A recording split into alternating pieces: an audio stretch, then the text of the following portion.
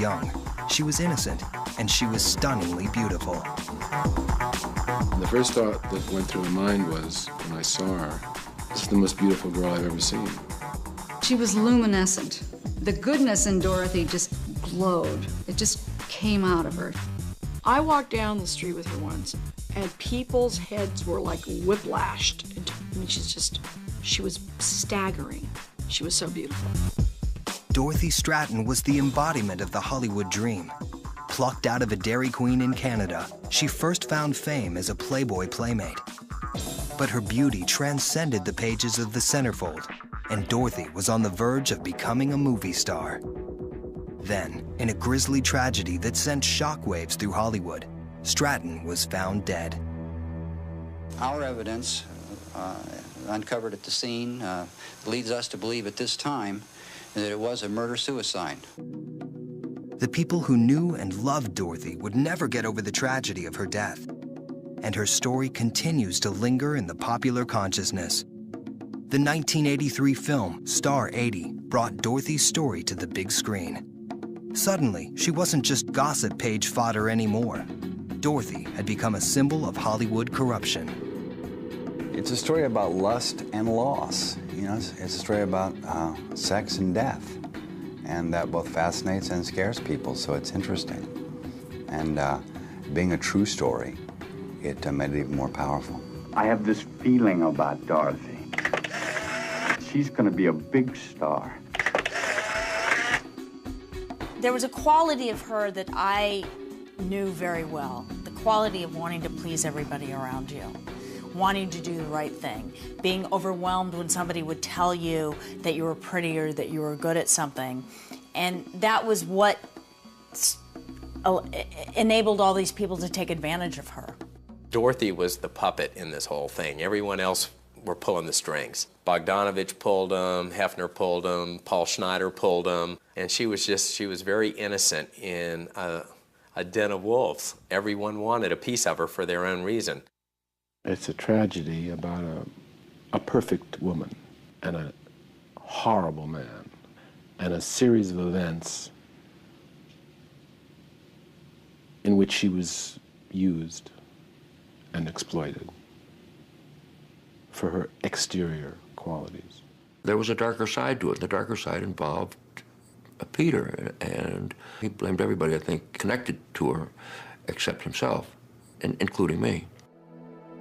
Dorothy Stratten was a simple girl from Canada who got caught up in a treacherous rivalry between the man who discovered her and the two more powerful men who came into her life in Hollywood. But they all had the same goal, to turn Dorothy into a star. By the late 1970s, Hugh Hefner had transformed Playboy magazine into a multi-million-dollar empire. For the magazine's 25th anniversary in 1978, he celebrated with one blowout after another. There were these amazing parties. A lot of the young women that came to Playboy, it was sort of their freedom. It was their sexual freedom. And I'm always kind of a scaredy cat, and I was wild. It was a pretty wild time. Playboy was looking for the perfect girl next door to be the 25th anniversary Playmate. They were offering a $25,000 cash prize. In Vancouver, Canada, a small-time hustler named Paul Schneider thought Dorothy was the right girl. He just had to convince her to pose nude. She was afraid her mother would not like it, and she didn't feel comfortable doing it. There was arguing going on, I recall that. Dorothy crying, you know, and Paul trying to convince her that this is right, that it'll be fine, it's not the worst thing in the world. Go ahead, do it. Paul forged Dorothy's mother's signature on the photographer's permission form. She had to be told what to do, what particular pose to take. She was a natural in front of film. I can't think of anybody that I've ever photographed that come even close to her. The day after her photographs arrived at the magazine, Playboy flew Dorothy to Los Angeles. That was a big day for me. They flew me out that Sunday, the first time I was on an airplane. They did test shootings with me that same day. They brought me up to Hefner's mansion that same day. It was very exciting, very nerve-wracking. She had all the qualities I would that we're always looking for. I mean, she was the epitome of a girl next door. Absolutely gorgeous in face and figure, luminescent, angelic, the sweetest person I ever knew. She lit up our room. All the corny phrases were true about Dorothy. Dorothy suddenly found herself swept into the glamorous world of Hollywood and Playboy, a place where her boyfriend, Paul Snider, would not feel as welcome. She had not seen the world yet. And when she started to see the world and meet smarter people, more worldly people, more interesting people, she outgrew him. And he was not to be outgrown. He could never compete with any other movie producers because he didn't have the finances, the nice home, the cars, the connections. When a person knows they're inadequate, and they can feel that inside, but they won't say anything, and they'll try and put up a front. He probably did that. He put his best face on, when really inside, he was probably crying. And then, because of jealousy and hatred and fear, a man, Paul Snider, kills her. He destroys that which he loves because he couldn't have it. Maybe, you know, I think that happens a lot more than we realize in the world. Dorothy, I've got a copy of the Playboy magazine. I just want you to look at it and tell me which is your favorite picture, which shows Dorothy the best. This one. It's like, it's almost candid. It's just very me, I think. It's not a posed look. It's just natural. I like it. In August 1978, 18-year-old Dorothy Stratten made her first appearance at the Playboy Mansion. I remember seeing Dorothy, and they said that she was going to be a Playmate. I was a little surprised. She was completely blank, no makeup, and she was scared to death. She had just gotten off the plane. I like to say she was like a Polaroid that hadn't developed yet. She was so eager, so fragile, that I immediately felt this girl's got to be protected. I met a lot of naive girls from small towns, but not to the degree that Dorothy was. Playboy executives decided that Dorothy wasn't ready to be the 25th anniversary Playmate, and instead named her Miss August for the following year, 1979. She moved into the guest quarters at the Playboy Mansion and started shooting her centerfold. Back in Vancouver, her boyfriend, Paul Snider, was afraid that he was losing his ticket to the big time. What an earache he was. He must have asked me, did you hear from Dorothy or this or that, a dozen times a day. So I photographed a bunch of shots of him just to keep him quiet. I appealed to his ego, and it worked. After nearly 3 months of waiting, Paul Snider was finally allowed into the world Dorothy was already conquering. Enjoy these. I can remember Paul feeling inadequate when he was at the Playboy Mansion and feeling, I'm part of it now. But in reality, you're looking only through a gate. He was always a bit uncomfortable at the mansion and at the parties. He knew that he was out of his element. He just had a nasty, nasty vibe. Anything that you might say about Dorothy, the opposite was true of Paul. In other words, Dorothy made this incredible impression. Everybody loved her, and almost everyone was universally put off by Paul. The only time I saw him was at the mansion. And I could see when he'd walk up to Hef would just cringe. God, I feel Hef here and I are old friends. You know, I think we even have some mutual buddies. Is Telly at this bash? Telly? Savalas. Telly Savalas, he's an old pal. He was a wheeler-dealer and a very obvious one. And it was always very difficult to understand until you really knew Dorothy's story, how it was possible for her to be in that relationship. On February 28, 1960, in Vancouver, Canada, Dorothy Stratten was born into an unhappy marriage. Simon Stratten worked as a carpenter, while Nellie looked after Dorothy and her younger son, John. Dorothy was 3 years old when her father left the family for another woman. When Dorothy was 8, her mother remarried and gave birth to a baby girl named Louise. But Dorothy's new stepfather had a violent temper that dominated the household. The The day he broke John's arm, Nellie picked up her children and left him for good. There was a lot of secrets, and Dorothy would tell me a lot of stuff, but the whole thing was keep it to yourself, don't bug people. You know, you could figure it out on your own. Nellie rented rooms in the homes of other families until she'd saved enough to buy a tiny house in East Vancouver. While her mother worked, Dorothy played parent. Took care of me a lot because my mom wasn't around. Taught me how to tie my shoes. Was there for every school function, sports day, talent day. She was there. Throughout high school, the shy, awkward teenager earned straight A's. After school and on weekends, Dorothy worked at a local Dairy Queen to help her mother pay the bills. At 14, she was tall and skinny, built like a 2x4. She was quiet, she kept to herself, and always looked away when I talked to her or tried to discuss anything with her. She never had eye contact. People at school would tease her about her lips being so big, and she felt awkward. She wasn't comfortable in her own skin. And she thought she was the most ugliest duckling there ever was. She said, I'll never be beautiful, and I said, you will. I saw this beauty in her that she didn't see. Dorothy was 17 when 26-year-old Paul Snyder walked into the Dairy Queen in 1978. He took one look at Dorothy and told his friend, that girl could make me a lot of money. Paul wanted to be recognized. There's no doubt. I'd say he was your average kid, but always aspiring to move up in life, even as a child. We would sell stamps from our home and stuff and trade with other kids and things like that. I remember that. What good kid didn't have a lemonade stand? I mean, it's the entrepreneurial spirit. When he grew up, Paul's entrepreneurial spirit led him to criminal activity.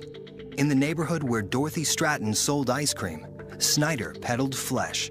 They called him the Jewish pimp. He was a sneaky weasel.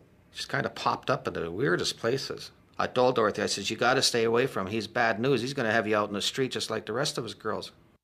All of a sudden, this guy came into her life and was starting to come around the house, and we weren't very happy about it. He knew she was vulnerable, but unfortunately there was no father, and he was saying all the right things to her. She felt that everything that was wonderful that had happened to her happened because Paul had plucked her out of the Dairy Queen. So Paul Snyder comes along, takes her out of the Dairy Queen in Vancouver, Canada, sweeps her off to Hollywood, tells her she's going to be a big star. It's kind of the Hollywood dream, the American dream. Then Hefner, even more successful, more fatherly, comes into her life. She puts her trust in him. Although Hugh Hefner didn't select Dorothy as the 25th anniversary Playmate, he believed that she could be a star. Dorothy changed her name to Stratten, and by 1979, Playboy had set her up with an agent and her first screen roles. I sense that someone has been watching me. Dorothy had been in Hollywood for less than a year, but she was quickly adapting to her new environment.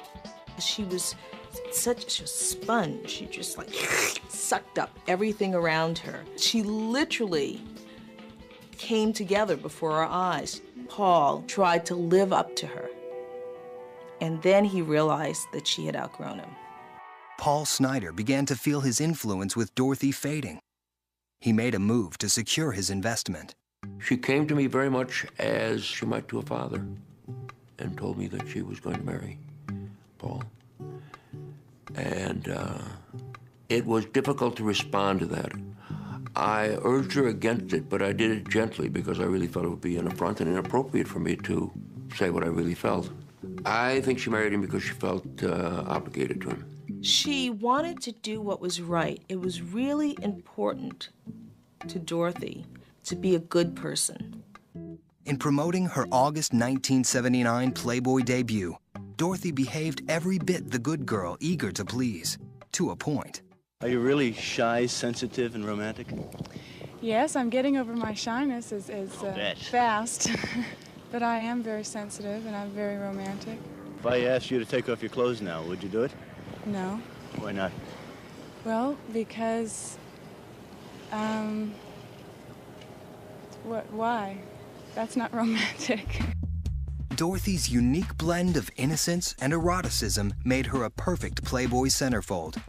Her issue flew off the newsstands, and it was clear that she would be Hugh Hefner's top choice for Playmate of the Year.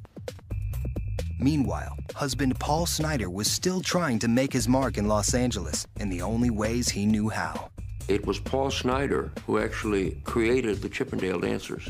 And the fact that the Chippendale dancers have the cuffs and collars that are exactly the same as Playboy bunnies came directly from Paul because Dorothy was working as a bunny at the Playboy Club. I can definitely say he promoted it to the point where it took off because I was there when it happened, and from that point on, they faded him out. He was very bitter about it.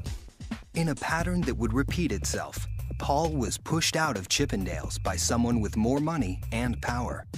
Dorothy was his only success story in a life marked by get-rich-quick schemes gone wrong. She would become all he had at just the moment her opportunities seemed limitless.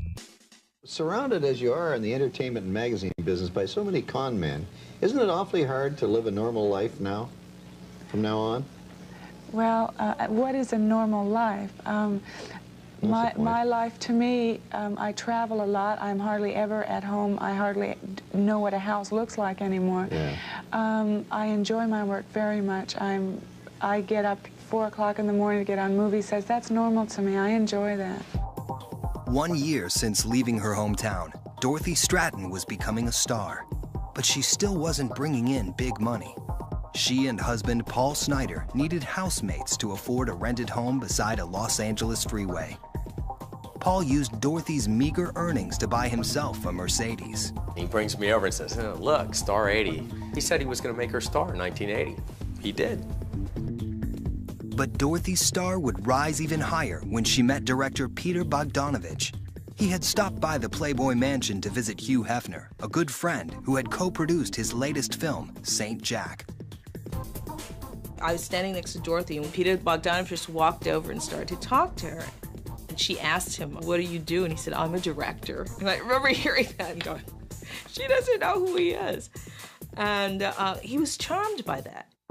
Bogdanovich had made his mark 8 years earlier with The Last Picture Show, a film that launched the career of another blonde model turned actress, Sybil Shepherd.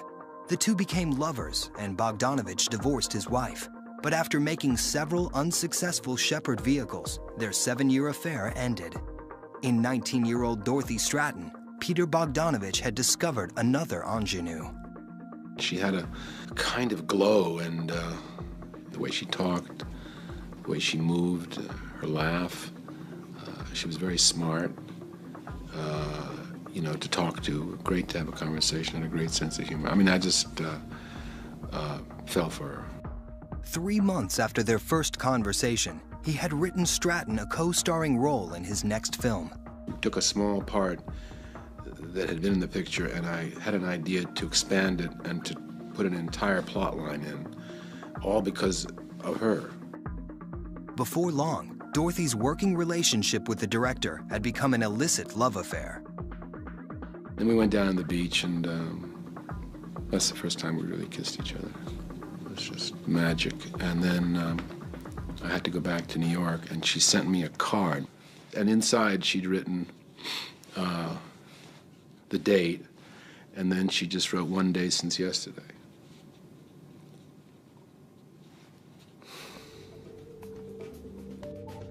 Intimidated and suspicious, Paul Snider could feel Dorothy slipping away, so he tightened his grip. He was very obsessed with her. He went everywhere, watched everything that she did. He was on the scene. Then I was telling Paul, yeah, you're strangling her. But this was a very deep psychological and emotional need in him because he invested everything into one relationship. The fragility that I had first seen in Dorothy grew exponentially. I was very, very worried about her. So I gave her a puppy, and she was thrilled. A week later, the puppy was dead. Dorothy had made one statement to me during this week that she had the puppy. She said, Paul thinks I love the puppy more than him. I'm sure he killed the dog. And if that wasn't a wake-up call to all of us, you know, it should have been. By March 1980, Stratten was in New York filming They All Laughed with Peter Bogdanovich. It was obvious that Peter had more to offer than her husband Paul, and she threw herself into a whirlwind romance with the director. She went from one man to another man who molded her, who made her who she was because she didn't have the security to know who she was by herself. And I think that that was her tragic flaw, so to speak, is that she gave over her power as a woman, but I think she was too young to even know that she had power herself. She had no mentor. She had nobody that she could really talk to. And I think Peter was very encouraging to her. And I think that she was a huge inspiration to him. Bogdanovich used details from Dorothy's real life for her character in the film. It was a scene in which we wanted her to be observed by John Ritter, who was falling in love with her from a distance, as I had. As a director, I noticed her ability to do anything. Not just saying a line, but doing things very precisely, a look, putting on a thing, turning a certain way, whatever it was. It had to be very precise.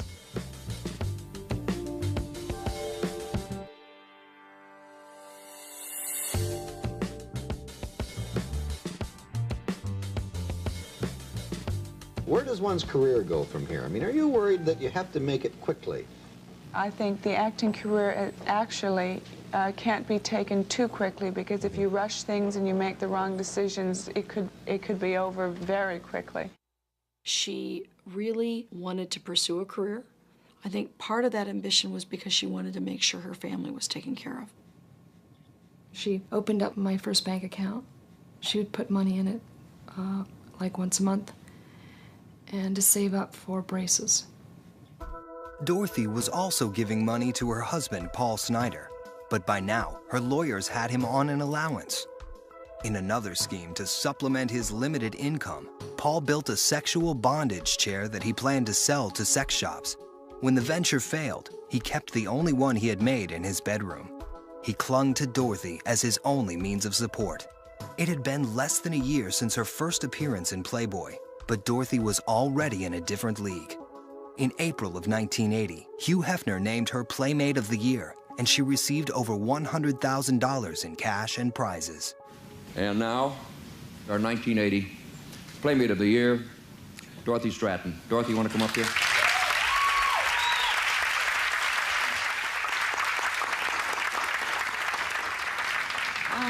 I would like to thank my other half, my photographer, Mario Caselli, who I've practically had under contract for the last year and a half, and to Hef, who has made me probably the happiest girl in the world today. Thank you.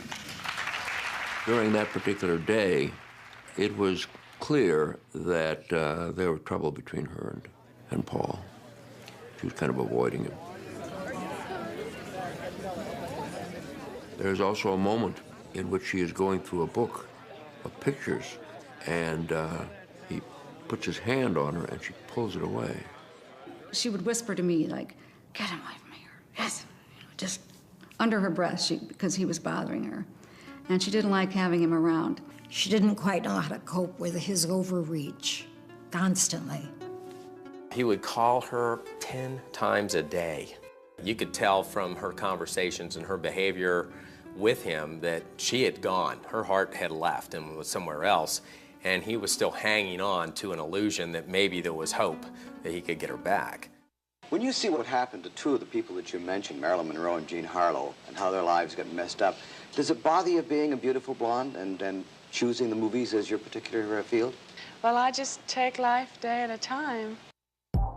In the summer of 1980, Dorothy Stratten was wrapping up a Playboy publicity tour as Playmate of the Year. The media spotlight reached a climax at her final stop, the town where she grew up and her family still lived, Vancouver, Canada. I think my brother was a little bit shy because he has friends who are 18 years old, 17 years old, that said, you know, hey, your sister's in Playboy. As the first Playmate of the 80s basked in the limelight, husband Paul Snider received a letter from Dorothy asking for a separation. She had already closed their joint bank accounts. Her game plan was exactly the way she played it out. Get some distance, get some time, get your own money coming in, and then fade him out. And that's what she did. And that's a painful thing because it gave him a lot of time to start plotting and thinking about what he was going to do. In desperation, Snyder flew to Vancouver. He came unannounced and he was acting as if everything was okay and nothing was wrong with the relationship. He wanted to take her out to a club, and it turns out that what he really had in mind was having her sign autographs so that he could make money. And she did it reluctantly, but she always did that, I suppose, to keep him at bay. Dorothy was not just a wife. Dorothy was a ticket to something that he wanted. It was a connection with Hollywood. It was a connection with Playboy. It was a connection with celebrity. And all of that disappeared when the relationship with Peter began. In June of 1980, Dorothy had returned to New York to finish filming They All Laughed. Paul Snyder dispatched 2 friends to spy on his wife. Paul tried to keep tabs on her. I know he did, but it wasn't out of, I don't think, jealousy. It was protecting his interest. Snyder's worst fears were confirmed when they reported that Dorothy was spending her nights in Bogdanovich's hotel room. A few days later, Snyder was dealt another blow when he appeared at the Playboy mansion, only to be turned away at the gate. That was one of the big points in the deterioration of Paul Snyder, because he thought he and Hefner were so tight. It was definitely a profound psychological change in him when he was no longer welcome at the mansion. 10 days later, on July 30th, 1980, Dorothy Stratten and Peter Bogdanovich returned to Los Angeles. Paul Snyder was waiting for them. And he said he had gone over to Bogdanovich's house and was waiting for him, and he never showed up, so he just fired 2 rounds at his house. He was waiting in the bushes that night. It was only afterward that we figured out that he'd already bought a gun and was threatening to kill everybody. He blamed Bogdanovich for taking his wife away, but he couldn't get to Peter. I think in his world, Hefner and Bogdanovich were like gods that walked the earth. You know, the walls to Peter's mansion were just as high as the ones at the Playboy mansion. He couldn't get over either one. On Wednesday, August 13th, Marilyn Grabowski invited Dorothy to have lunch with her on the Sunset Strip. And we're sitting there, and she said, I've got to go see Paul and tell him that I'm living with Peter. And I went, wow, boy, this was pretty fast. But thinking of her words and how she was acting, Paul was already someone in her past. Paul didn't exist for her present, and she made that change like that. The next morning, Thursday, August 14th, Dorothy woke up at Peter Bogdanovich's house. In the morning when she left to go, she didn't tell me she was going to see him. She was going to see her lawyer, she told me, and then she had a shoot at Playboy. She was very edgy and very nervous, and I was very unhappy that she was leaving. We didn't really have a good parting. We were going to go to Paul's. I said, you know what, maybe I won't go to the beach. She dropped me off, and she promised me that she'd pick me up at 2 o'clock, and I was waiting. At 12:30 p.m., Dorothy Stratten arrived at the house she had once shared with her husband. She knew she had to deal with this guy, and he was threatening her, threatening to kill all of us. And that's why she went over. I knew that he was capable of violence. I just felt it was going to end badly. I think she felt guilty because she was having an affair with Bogdanovich. I think she felt that she owed him. She owed it to him to see him in person. Things will change for you. Why, you mean maybe I'll grow up to be a big movie director? Or own a big magazine? Is that what you mean? Maybe then I could get you back. Is that what you're saying? Sit down. But I'm sure she probably came there with an absolute dead emotional heart. Just, I feel sorry for this guy, and, you know, to not be loved, but pitied. That's an emotion I'm sure he could not control. You're watching this thing unfold in front of you, and you know it's not going to be good. On August 14th, 1980, Dorothy Stratten went to see her husband, Paul Snyder, to tell him that she wanted a divorce. Her lover, Peter Bogdanovich, had no idea where she had gone. And she just didn't come back. She didn't come back for hours. And I was very nervous and didn't know what was going on. And I waited and waited and waited, and she never came. And 10 o'clock at night, Peter was concerned, everybody was concerned. I knew where she went. When Louise said that she'd gone over to see Snyder, a kind of spear went through my heart of fear.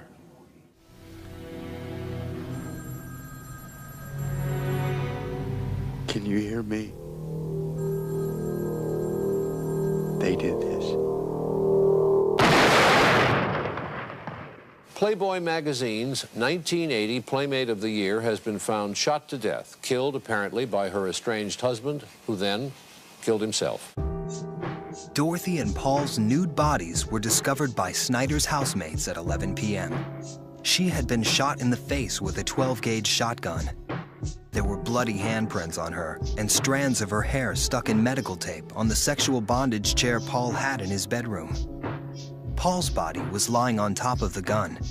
No one heard the shots over the rush of the freeway behind the house. And a phone call came in and informed me that Dorothy had been murdered. It was very unreal. And the first order of business, obviously, was to call Peter and tell him. Well, that was the darkest moment in my life. And sort of like being hit over the head, sort of like having an A-bomb explode at your feet, and somehow you don't die. I lost a sister, but really a best friend, and felt like if I had gone that day with her, that maybe she would be here. On August 19th, 1980, Dorothy Stratten was laid to rest at Westwood Memorial Cemetery. She was 20 years old. Grief-stricken over the death of his girlfriend, director Peter Bogdanovich was now faced with the agonizing task of finishing his film that featured her in a co-starring role. It was tough. I remember my fists were clenched most of the time. He disappeared into the editing room for many, many months. And what it must have been like for him to be editing while trying to deal with the tragedy of her death. It's almost impossible to imagine.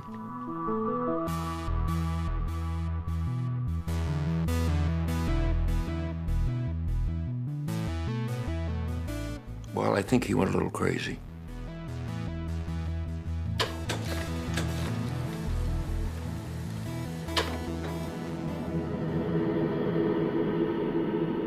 I kind of kept it together and really didn't go to therapy, didn't do anything, and didn't really do much, and sort of fell apart completely 5 years later. They All Laughed came out in 1981. It was not a hit. Bogdanovich made frequent trips to Vancouver to see Dorothy's family and spent 4 years writing a book about her life. Dorothy's life story was brought back into the limelight in 1983 with the release of Star 80, starring Mariel Hemingway and Eric Roberts. And again a year later when Peter Bogdanovich's book, The Killing of the Unicorn, came out. The book unleashed a torrent of finger-pointing between the author and Hugh Hefner, who Bogdanovich blamed for Dorothy's downfall. Excerpts from the book were published in newspapers across the country and around the world and produced the stress that led eventually to a stroke in the early 1985. After the stroke, I realized that keeping quiet about it was the very thing that was causing the problems, and I spoke out about what was really going on. And today is the truth as far as you're concerned. Oh, yes. Oh, yes. Hugh Hefner says that 3.5 weeks ago, he suffered a stroke he blames on Peter Bogdanovich, whose book charges that Hefner seduced Dorothy Stratten and lured her into a sordid Playboy world that she secretly hated. And she fell into the manner of playing a happy Playboy girl very well because she's a brilliant actress. Dorothy loved Playboy. Dorothy's tragic death was motivated not in any way by her association with Playboy, but clearly by the breakup of her marriage because of the affair with Peter Bogdanovich. Hefner went on to accuse Bogdanovich of having sexual relations with Dorothy's 16-year-old sister, Louise. And I must say, in Peter's defense, as much as one can, I think that it was the action of an obsessed and sick human being. I think that the pursuit of the teenage sister was an attempt, in a bizarre way, to capture Dorothy, who was gone. The bitter battle concerning murdered Playmate Dorothy Stratten is going to the courts. Stratten's mother and sister have filed a $5 million lawsuit against Hugh Hefner. Hefner claimed director Peter Bogdanovich was sexually involved with a teenage girl after her sister's death. She says that's not so and is suing for libel. It's absolutely false. He's been a friend? Friend. Nothing more. Nothing more. To go then and have a news conference and to make such a statement, I think, is really, really outrageous and I think does justify a high award in a court of law. He brought suit against me for libel, but he did it in Louise's name. As soon as the depositions began, it became clear he was culpable, and the suit were dropped. The things about the book that were controversial, unfortunately, outweighed the impact of the portrait on her and of her, and I regretted that. I think Peter, deep down, felt tremendously guilty. He'd either failed to protect Dorothy in one case, or he had been the proximate cause of her husband killing her in the other.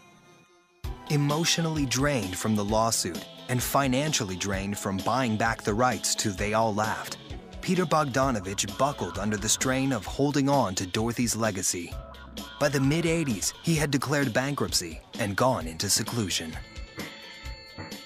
In her lifetime, Dorothy Stratten was the girl whose identity was shaped and defined by the powerful people around her. In death, she would exert a kind of power over them that would never go away. I don't know that any of us have ever really made a peace with it. So often, the story ends with the death of the protagonist. But in the case of Dorothy Stratten, the saga continued. In fact, she is now remembered more for her death than her life. And the scandal of her murder became a harbinger of a new era in which the decadence of the 70s would no longer be in vogue. She was murdered at the end of a rather magic decade, and it was the beginning of a very dark decade. It was certainly the darkest decade for me personally, but it was a very difficult decade politically, socially, sexually.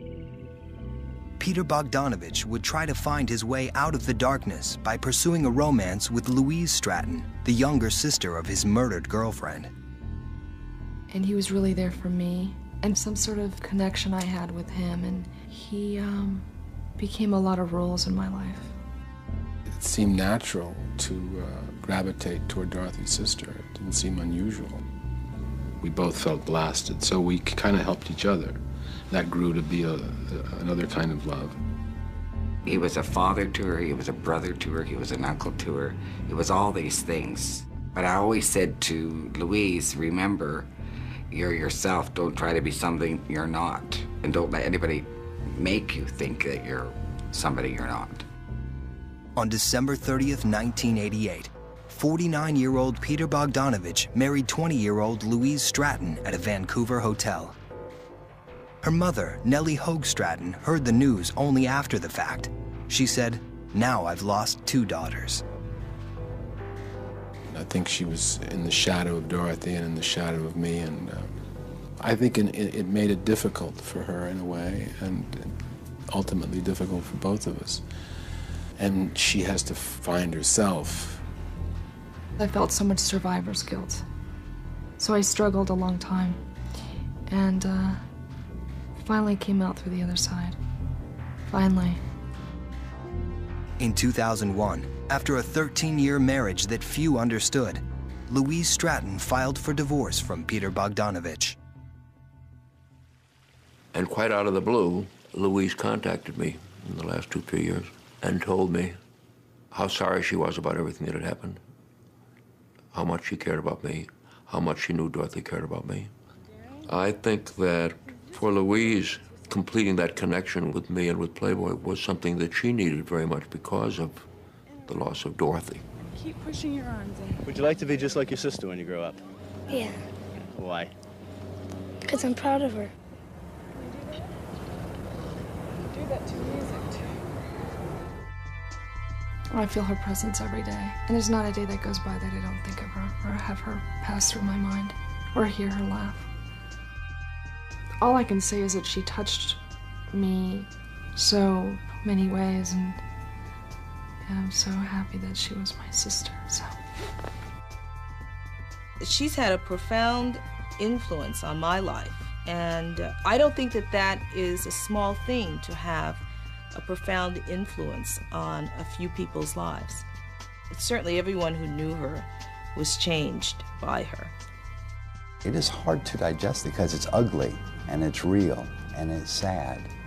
And what ends up happening is because they both died unnecessarily, it ends up being kind of pointless in that there are no winners. I mean, you see it every day in Hollywood. You see these young girls coming and revealing every part of their bodies and doing everything they can do to get seen, to get their 15 minutes of fame, thinking that it's going to last maybe a whole hour. And it doesn't.